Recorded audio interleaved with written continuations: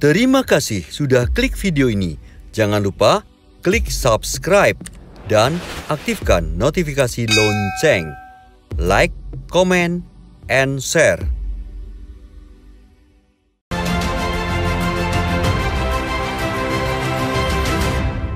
Ini Mas, ini kan istilahnya tentang terkait pembelajaran tatap muka Nah itu gimana itu? Saya tuh ya seneng tapi kadang khawatir nanti bisa? Anak do jeduk-jedukan. Wah iya, makanya saya pas tatap muka. makanya saya tuh lihat anak-anak SD tuh pada benjol-benjol ini. Tapi ngapain pembelajaran tatap muka? Wah, ya. Tatap muka itu maksudnya ketemuan. Tidak kesini ditatapin tapi kita ngobrol ketemuan sama guru pembelajaran langsung. Kalau sekarang soalnya pembelajaran kemarin itu lebih ke bagi-bagian sih. Contohnya? Zoom-zooman. Oh iya, yang zooman.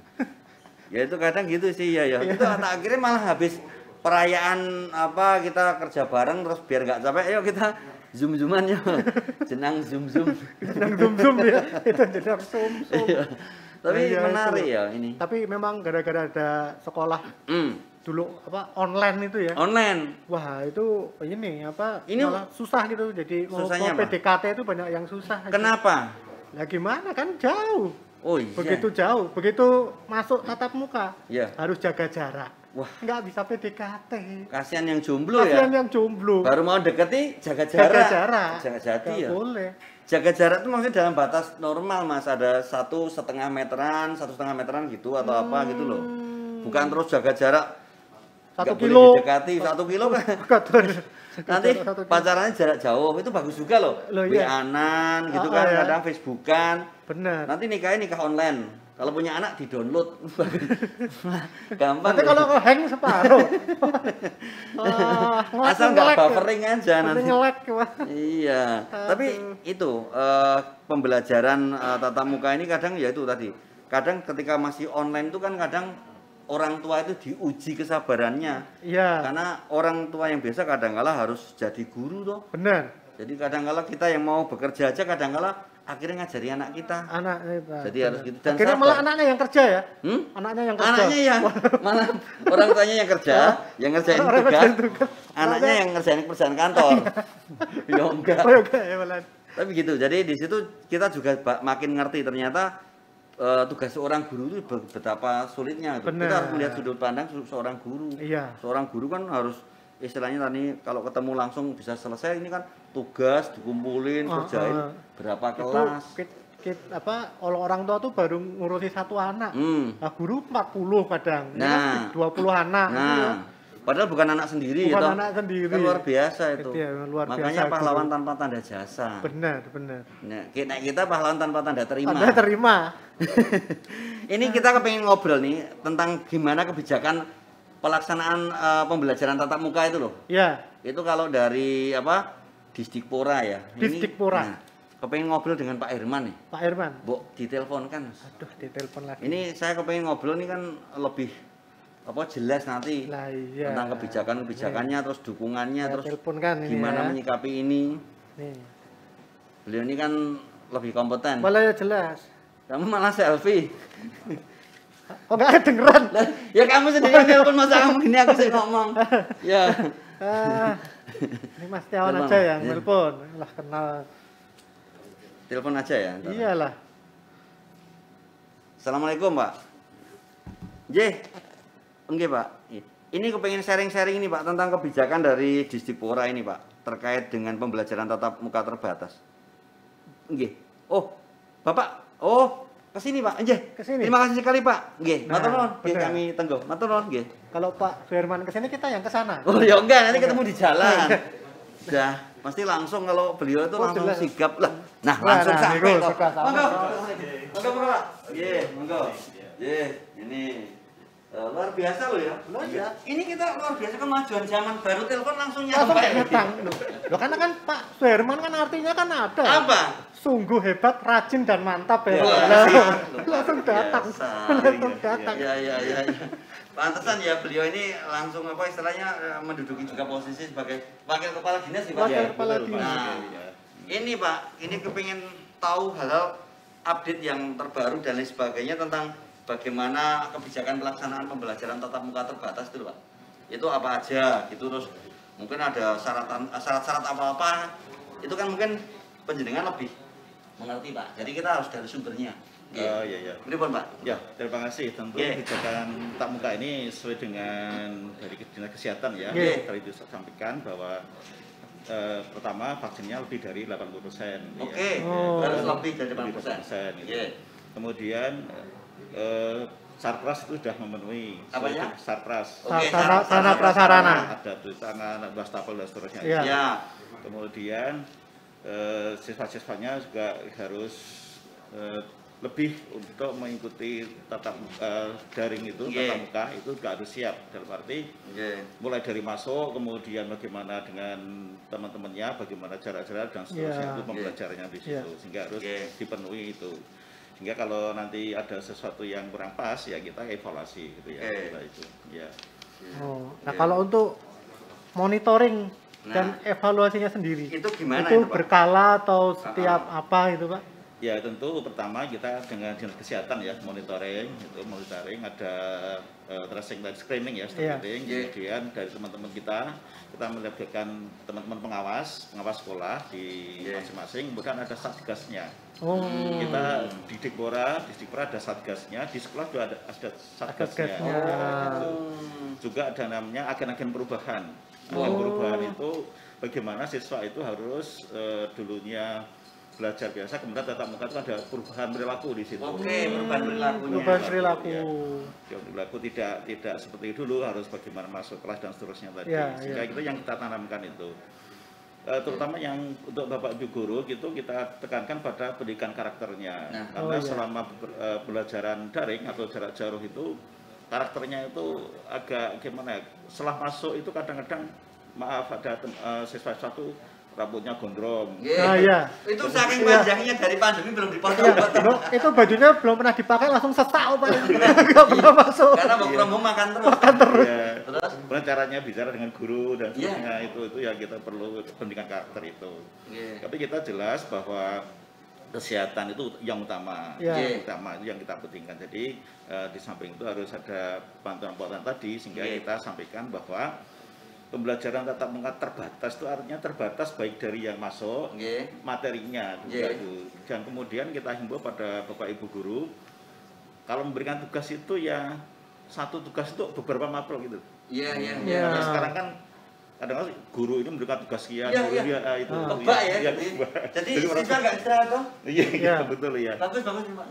Jadi konsep kita nanti satu tugas itu untuk beberapa mapel, terintegrasi. Terintegrasi Ada koordinasi yang baik dan itu pada kontekstual artinya Bapak Ibu guru pendamping dan orang tua siswa itu mengerti tugasnya itu seperti apa atau ini gitu, sehingga tidak jauh dengan apa yang disampaikan oleh Bapak Ibu guru di sekolah itu. Itu harapan kita seperti itu. Kalau untuk jam masuknya sendiri kalau di sekolah tuh jam masuknya kita maksimal 3 jam. Maksimal 3 jam. Jadi itu 3 jam. Kemudian juga mulai dari 3 jam kemudian setelah selesai pembelajaran harus pulang. Tidak boleh bergerombol di parkir. Itu kan yang kita temukan di saat evaluasi monitoring itu kadang-kadang kan siswa udah lama tidak ketemu terus reunian. Di parkir 12 jam. Mau pulang kan udah boleh pulang. Sehingga nanti kita pantau bersama dengan orang tua, anak ini udah pulang belum gitu. Begitu. Sambil begitu kita sampai ke sana. Luar biasa. Sehingga nanti kalau anak itu tidak terpulang masih di tempat-tempat parkir itu kita beri sanksi. Kalau tidak nanti kerumunan nggak bisa kita pisahkan itu. Tapi ada tahapnya ada nggak? Misalnya ini 3 jam, nanti berapa lama kalau membaik berapa jam itu mungkin bisa masih 3 jam sekarang. Masih 3 jam. Kan berdua masih nanti level 3 apalagi ya. Tapi mohon maaf Pak, nggak perlu bawa kursi sendiri dari rumah tuh Pak. Bawa kursi sendiri dari rumah. Iya. Jadi itu harapan kami siswa-siswa mengertilah keadaan yang kegiatan baru. Apa itu normalitas baru, kemudian caranya bagaimana untuk menyesuaikan di sekolah itu. Nah, sanksinya Pak, kalau ada yang melanggar misal tadi sehabis 3 jam, kongko-kongko dan sebagainya itu berupa apa Pak misalnya? Apakah diperingatkan pihak guru atau mungkin ada gimana sanksinya semacam? Ya pertama yang sanksi teguran ya. Teguran. Kemudian kita nanti berdasarkan dengan orang tua gimana itu bisa perbaiki. Tidak kalau misalnya beberapa kali ya kita harus berikan sanksi tegas itu tidak bisa mengikuti pembelajaran saat itu. Ya. Itu jadi ada gitu. Karena ya tadi kalau terjadi penularan kan kita yang sama yang repot gitu. Iya. Sebenarnya di apa ya istilahnya pantauan monitoring itu demi baiknya semua. Kalau kita sama-sama mengetahui itu akan luar biasa. Baik Pak, nanti kita akan lanjutkan perbincangan yang semakin menarik ini, pemirsa. Kita break sejenak untuk menyaksikan yang berikut ini. Jangan mana-mana.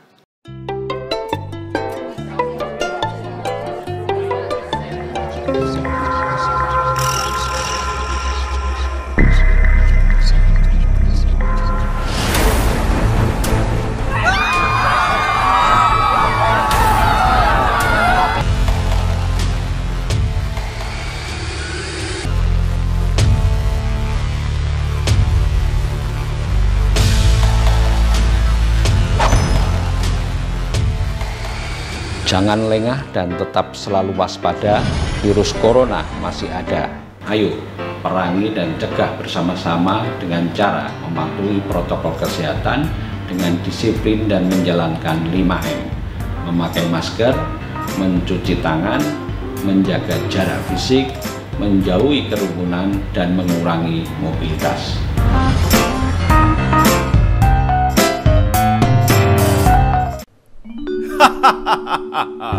Saat ini, akulah penguasa dunia.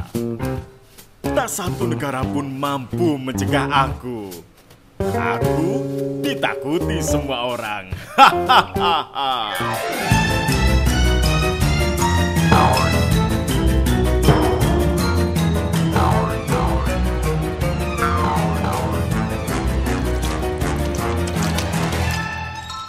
Wah, perih, panas, ampun. Pandemi corona menyebabkan kepanikan. Dengan sebuah pencegahan, sudah cukup untuk mengendalikan. Jagalah diri kita dengan baik, disiplin dalam melakukan protokol kesehatan. Bersama kita pasti bisa menghentikan virus corona.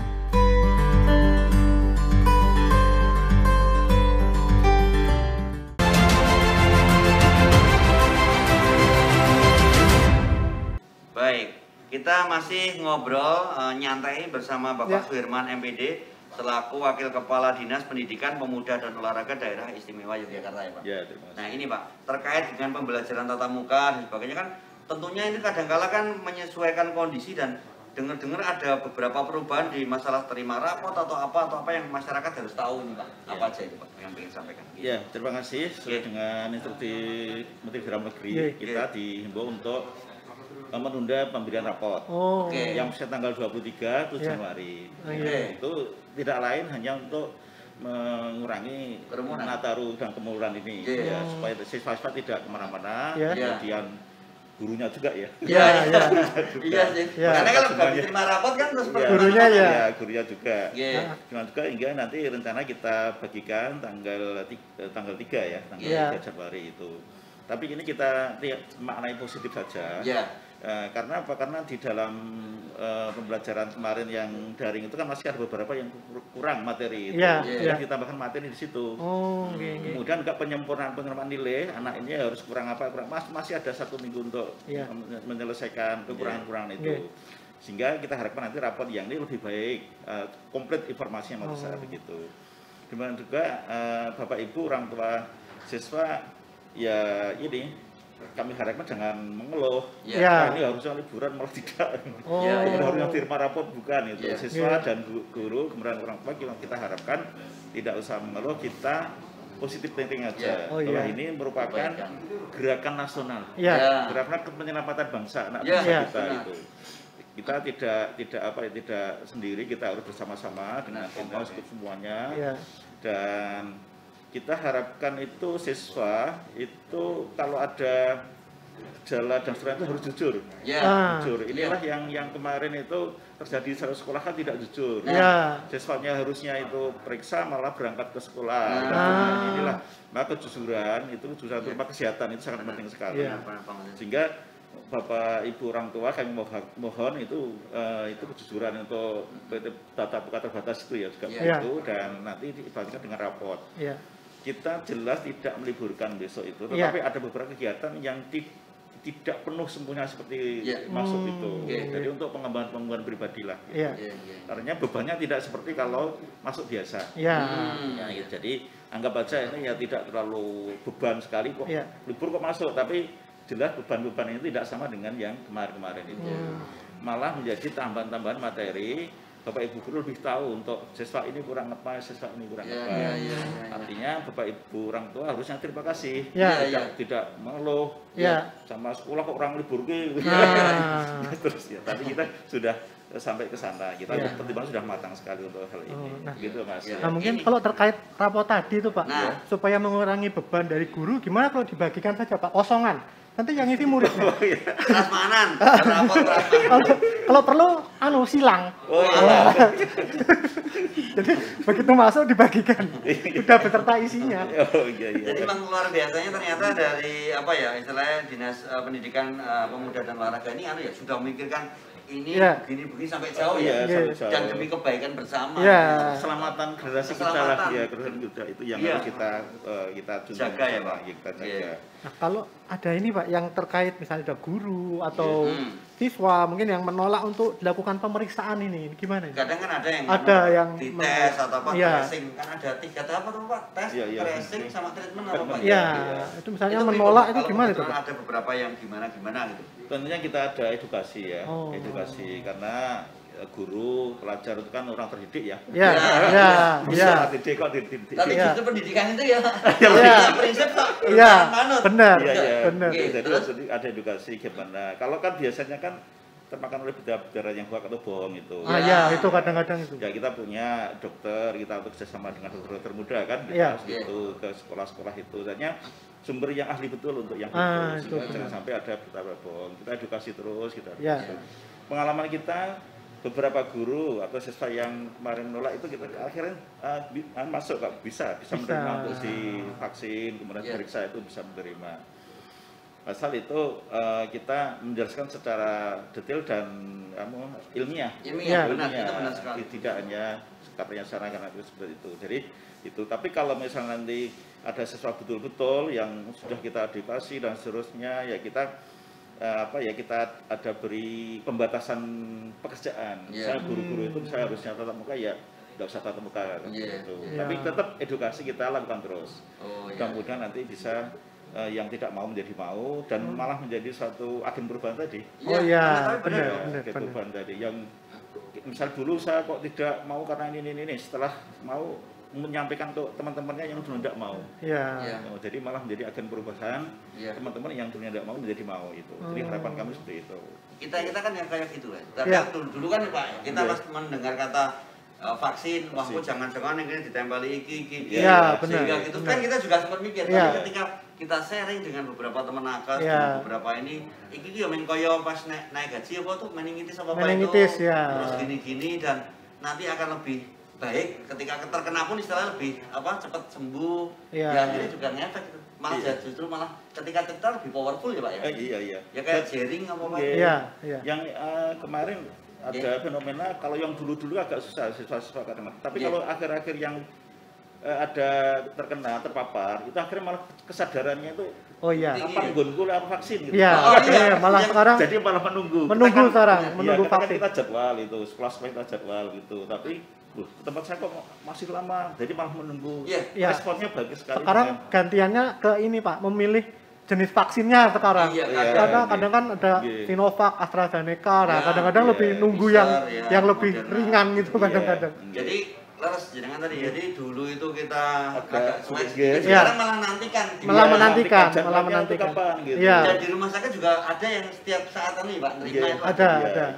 Oke, apalagi Mas Iwan yang pengen tanyain. Nah, terus kalau pelaksanaan PTM terbatas ini Pak, menurut jenengan pengamatan jenengan pripun nih Pak selama ini, apakah sudah mulai banyak yang istilahnya Mas tadi memperhatikan proses itu atau pripun dalam pantauan jenengan? Ya dalam kita pada umumnya kita sudah baik ya, baik. Karena sebelum PTM itu kita sekolah itu sudah presentasi dulu. Iya sih. Kadang pakai angket ya Pak. Iya, pakai angket. Setuju tidak? Instrumen. Oh ya instrumen. Kalau nggak angket ya bis. Kalau nggak angket bis. Instrumen ya. Instrumen. Kuesioner. Instrumen ini zaman belum. Kalau belum kita memang tidak dibolehkan untuk tatap muka itu. Instrumen itu kemudian sudah oke, syarat kelasnya oke, sudah kita sampaikan. Kemudian kita evaluasi anak-anak gitu gimana, mulai dari tadi udah mulai masuk dan seterusnya, mulai pulang dan seterusnya, gurunya bagaimana, tidak boleh jaraknya, juga tidak boleh waktu itu tidak boleh makan di kelas, kemudian tidak ada istirahat, istirahat tentunya kerumpulan dan seterusnya itu, kantin kita tutup. Jadi ini pada dasarnya sudah baik pelaksanaannya. Tapi kita punya kemarin screening dari Dinas Kesehatan memang ada ya terpapar itu, terpapar itu. Dan tapi terpapar itu kan anak-anak kita itu OTG. Iya, rata-rata. Apa memang gitu ya Pak? Nggak tahu kalau usianya juga muda itu dibandingkan lebih tua ya. Kayak OTG semua loh. Kita tetap untuk pembelajaran tatap muka terbatas tetap kita akan lakukan terus, tapi ada beberapa yang 5% kan harus ditutup sementara tadi. Tapi semangat kita untuk pembelajaran tatap muka kita tunjung terus supaya nanti tidak loss tadi itu ya, pembelajaran tadi gitu ya. Nah, kalau upaya sendiri dari Distipora ini untuk misalnya setelah pelajaran tatap muka terbatas ini untuk mencegah terjadinya klaster di sekolah ini seperti apa ini? Kalau dari sekolah ya tadi kita membentuk satgas-satgas tadi kemudian perilaku harus diawasi terus, berarti mulai dari guru, siswa dan seterusnya. Kemudian ini kalau yang sekolah kan kita terkendali ya, cuma yang di masyarakat itu Mas. Wah, harus ada pertemuan apa, melayani dan seterusnya itu yang kita minta orang tua betul untuk jujur dalam keadaan jasmaninya gitu. Jadi kalau yang di sekolah kita sudah perfect ya, kita sudah tapi nanti di masyarakat lah itu yang kita pengalaman yang di sekolah terpapar itu karena dari masyarakat terus masyarakat itu. Jadi semakin menarik nih perbincangan kita dengan Bapak Irman ya. Nanti akan kita lanjutkan tentunya setelah yang berikut ini. Jangan mana-mana. Oh wait, I said what it is. It's an elephant. Udah selesai kan Bu? Saya mau nonton acara Flora Fauna biar paham seputar binatang-binatang.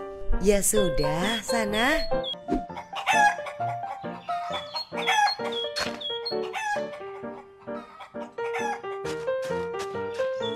Ternyata liburan kita di rumah mengasihkan juga ya.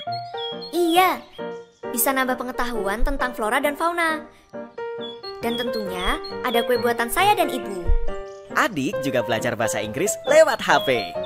Ya sudah, ayo sekarang saatnya kita makan.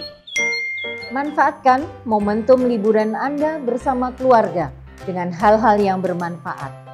Liburan di rumah juga merupakan kontribusi positif dalam mencegah penyebaran virus corona.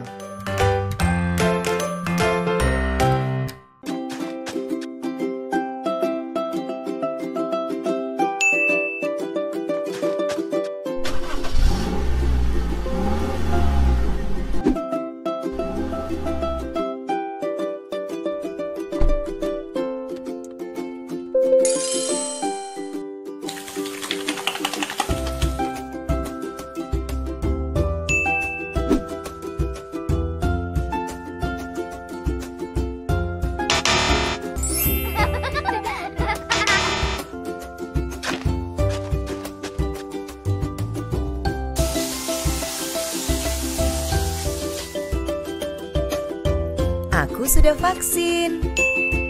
Melalui vaksin, kita tidak saja melindungi diri sendiri, tetapi juga membantu melindungi orang lain dari paparan virus corona.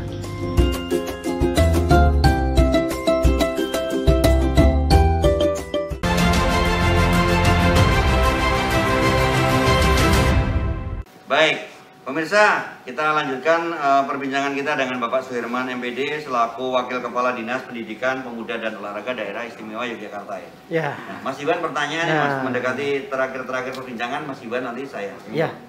Jadi begini Pak Suherman, ini kan PTM terbatas ini sudah beberapa waktu, sudah berjalan beberapa waktu.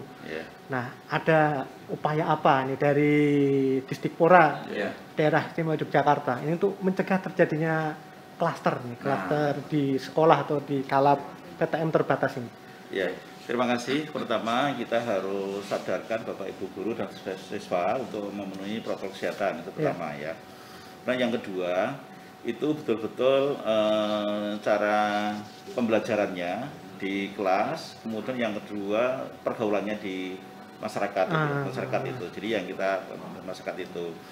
Kemudian kita sampaikan bahwa semua kegiatan pembelajaran di sekolah tatap muka itu harus ada aturannya. Jadi penyadaran gitu. Kemudian yang kedua, siswa kalau ada gejala itu supaya jujur, itu ya. Kemudian ya tidak egois untuk saya sendiri lah, karena semua di kelas nanti kemudian masyarakat kan repot sekali untuk yang di situ, sehingga kita kemudian yang ketiga kita sampaikan bahwa agen-agen perubahan perilaku untuk siswa dan guru itu harus kita lanjutkan. Kemudian yang ketiga sosialisasi tentang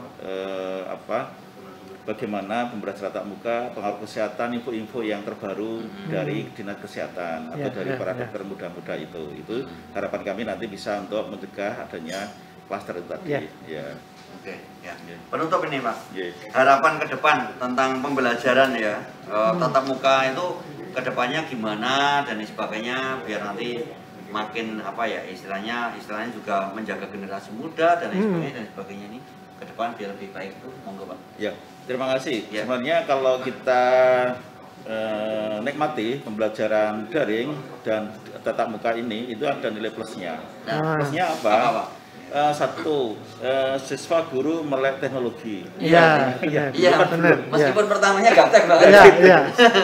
Berdasarkan sudah terbiasa pakai itu kan di negara-negara sudah maju seperti itu. Kedepannya begitu. Dan kita kan blended learning itu artinya tatap muka dicampur dengan teknologi tadi. Jadi dua kombinasi ini sebenarnya sangat bagus sekali. Sehingga nanti tidak terlalu teoritis sekali di situ, dan kemudian siswa sudah terbiasa untuk mencari bahan atau sumber belajar yang tidak dari guru. Cuma nanti Bapak Ibu yaitu pulsanya. Oh iya, pulsa. Tapi kan kadang dapat bantuan pulsa juga. Kita ada bantuan sudah cukup untuk pembelajaran, dan kadang-kadang kan dulunya kadang-kadang tidak pelajaran. Tidak pelajaran, ini perajikan itu cepat habis. Ada beberapa orang tua kemarin juga agak bukan tergap ya, siswa saya habisnya sekarang 1 bulan sekian gitu. Tapi perlu kontrol bersama. Artinya belajar itu sekarang sangat luas sekali, tidak hanya di sekolah, di guru, dan sumber belajar banyak sekali. Nah itu kan kita nilai plusnya begitu. Jadi kita nanti ke depan pembelajaran itu ya seperti itu. Dimulai dari dipaksakan dengan pandemi ini, tapi ke depannya itu malah bagus. Jadi kita ambil nilai positifnya itu. Sehingga harapan kami nanti inovasi-inovasi kita itu siswa-siswa yang lomba-lomba itu banyak yang menang karena ya teknologi ini. Jadi dulu saya nggak bisa tampil, sekarang bisa lewat daring. Sehingga misalnya tampil tari, tampil apa itu kan daring. Juga di nasional. Itu jangkauannya lebih banyak lebih luas. Dan yang melihat lebih banyak juga. Dan tersimpan di situ lama juga nonton gitu. Itu juga harapan kami nanti ini Bapak Ibu orang tua siswa dinikmati aja. Nanti suatu saat kita mudah-mudahan ya akhir pandemi, tapi kapan kan belum kita tahu. Tapi pembelajaran model blended learning itu sangat bagus untuk kita laksanakan saat ini. Gitu. Dan tidak lupa untuk pantauan orang tua dari rumah. Kan pembelajaran itu kadang-kadang kan di rumah, kemudian di sekolah, di rumah. Untuk yang di rumah orang tua tetap monitoring siswanya atau anaknya supaya nanti itu saja nih garap apa toh? Jangan lo toh apa toh? Tak melu. Itu kadang-kadang gitu. Jadi itu malah menjadi harapan kami hubungan antara orang tua dan siswa semakin erat. Mereka kan udah disalahkan guru waktu itu ya. Sekarang kan harus ada bersama-sama itu. Gitu Mas. Jadi harapan kami lebih maju siswa-siswa kita tempat di Jakarta ini dan kegiatan-kegiatan inovasi tetap berjalan lewat teknologi ini. Mantap sangat. Ini Pak Suherman yang sudah berbincang dengan kita, meluangkan waktu khusus. Pemirsa, kita jumpa lagi di lain kesempatan dan sampai jumpa.